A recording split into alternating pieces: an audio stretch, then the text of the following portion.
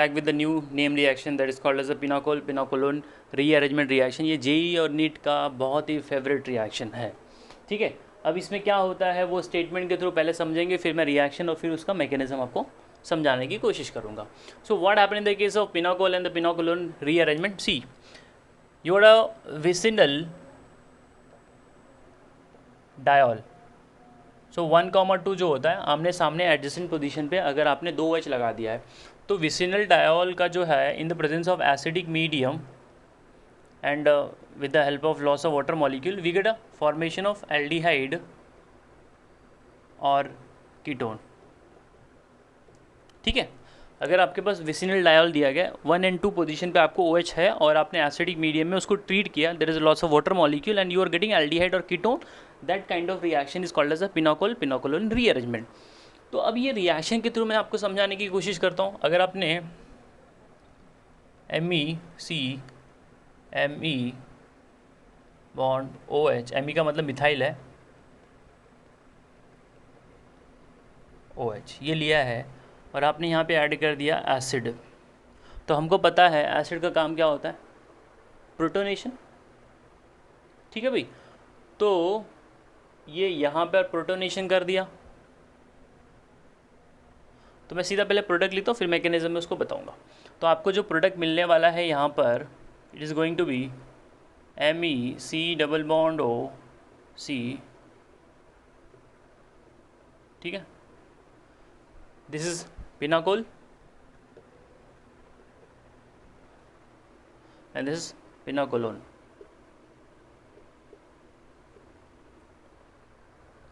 ठीक है, methyl tertiary butyl ketone भी आप इसको बोल सकते हैं। So how we are getting this, यहाँ पे तो कोई दिक्कत नहीं आती मैकेनिज्म में, दिक्कत कब आएगी वो मैं आपको बताऊंगा। सी if you talk about it's mechanism, तो इसका मैकेनिज्म यहाँ पे बहुत ही सिंपल बनेगा क्योंकि यहाँ पे कुछ कॉम्प्लिकेशंस वाले मॉलिक्यूल्स आपको नहीं दिखेंगे। सी जब मैंने यहाँ पे ड्रॉ कर दिया है, यहाँ पे मैंने Me हर जगह लिख दिया है and there is a OH and the OH. So now what is happening to the OH? Just try to understand that there is a 2 lone pair. अच्छा, इसने प्रोटॉन दिया तो अब क्या होगा, इसका एक लोन पेयर जो है इससे बॉन्ड बना लेगा H+ के साथ में। तो जब बॉन्ड बनेगा तो ऑक्सीजन जो है इलेक्ट्रॉन डेफिशिएंट हो जाएगा। सो हमारे को जो नया स्ट्रक्चर मिलेगा वो कुछ इस प्रकार हो जाएगा, दिस इज Me। ठीक है, and we are getting here OH,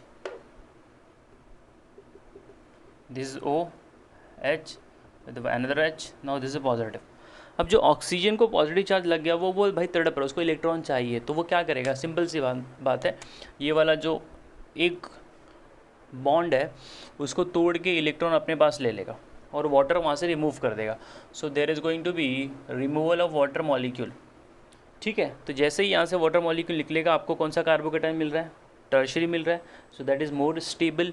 so tertiary carbocation बनने के बाद यहाँ पे जो होने वाला है that is very important thing, there is going to be migration of an atom और the group, there is going to be migration of an atom और द ग्रुप, जो इलेक्ट्रॉन के मामले में रीच होता है, क्योंकि इसको तो इलेक्ट्रॉन की डेफिशिएंसी होगी, तो जो ग्रुप वहाँ पे आएगा वो इलेक्ट्रॉन रीच होना चाहिए।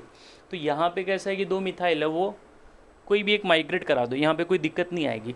दिक्कत कब आएगी, जब आपके पास 2 अलग ग्रुप होंगे, तब आपने वो वाले को माइग्रेट कराना है जिसमें इलेक्ट्रॉन का अमाउंट ज़्यादा है। मान लीजिए आपके पास यहाँ पे नाइट्रोबेंजीन और यहाँ पे टोलिन है, तो हम लोग टोलिन को शिफ्ट कराएंगे, नाइट्रोबेंजीन को शिफ्ट नहीं कराएंगे। उसके पहले भी अगर आपको हाइड्रोजन है, क्योंकि हाइड्रोजन का जो माइग्रेशन रेट है वो बहुत ज़्यादा है, हाइड्रोजन के बाद अराइल आता है, फिर अल्काइल आता है। ठीक है, सो ये मिथाइल मैंने 1,2 शिफ्ट करा दिया, सो 1,2 शिफ्ट ऑफ मिथाइल, तो इसको आ जाएंगे पॉजिटिव चार्ज, तो ये हो जाएगा Me positive O and there is a 3 methyl. So what is going to happen here, ये यहाँ शिफ्ट कर जाएगा और डीप्रोटोनेशन हो जाएगा। So we are getting Me double bond OH with a positive charge C bond 3 Me। ठीक है। सो deprotonation कर दीजिए, आपको फाइनली प्रोडक्ट क्या मिल गया, CH3 that is Me, C double bond O, CH3 that is methyl only. तो जो मैंने ऊपर लिखा है ये आपका प्रोडक्ट हो गया भाई। ठीक है भाई, यहाँ पे कोई दिक्कत नहीं आई। एक और अगर मैं आपको रिएक्शन देता हूँ जो से मैंने अभी जस्ट बताया था, पहली बात तो माइग्रेशन का जो रेट है वो मैं बता देता हूँ। हाइड्रोजन का सबसे ज़्यादा है, फिर आपका अराइल है, फिर आपका अल्काइल है। अराइल में भी जो इलेक्ट्रॉन रीच होगा, जैसे कि मैंने बोला नाइट्रोबेंजीन एंड एनिजॉल है, तो एनिजॉल को शिफ्ट कराएंगे हम लोग, नाइट्रोबेंजीन को शिफ्ट नहीं कराएंगे। रिएक्शन के तौर पे अगर आपने ले लिया है PHC, this is CH3, this is OH, this is again PH, this is CH3OH। No simple सी बात है, आपने प्रोटोनेशन कराना है। पहली बात तो आपने वो वाला भी प्रोटोनेशन देखना है। प्रोटोनेशन कराने के बाद जो कार्बोकेटायन मिल रहा है वो स्टेबल है कि नहीं वो भी सोचना है आपको। अगर आप यहाँ पे नाइट्रोबेंजीन लगा दोगे और इसको प्रोटोनेट करके वाटर निकाल दोगे तो इसको क्या आ जाएगा, positive charge, that is highly unstable. So हम लोग वो सब यहाँ पे नहीं सोचेंगे। अभी देखिए ये दोनों के अंदर अगर मुझे बात करनी तो माइग्रेशन करने के लिए आपके पास दो चीज़ ही है, फिनाइल और ये। तो आप पहले क्या करेंगे, प्रोटोनेशन करके वाटर निकाल देंगे। तो जैसे इसको प्रोटोनेशन किया इसको पॉजिटिव चार्ज आएगा ऑक्सीजन को, तो यहाँ से वाटर निकल जाएगा। So you will be getting here positive charge. अब क्या होगा, इसका जो दो लोन पेयर है वो यहाँ शिफ्ट करेगा। अगर ये दोनों में से आपने एक ग्रुप यहाँ पे शिफ्ट नहीं किया तो इस कार्बन को 5 बॉन्ड हो जाएंगे, तो वो ना हो इसलिए हम क्या करते हैं, यहाँ से हमारे पास दो ऑप्शन है, या तो फिनाइल शिफ्ट करना है या तो टोलिन वाला शिफ्ट करना है। तो हम लोग टोलिन वाले को यहाँ पे घुमा देंगे। क्यों घुमा देंगे, क्योंकि इसको इलेक्ट्रॉन की ज़रूरत है और ये ज़्यादा इलेक्ट्रॉन प्रोवाइड कर सकता है as compared to the phenyl. So हमको जो नया वाला सिस्टम मिल जाएगा that is going to be CPHOH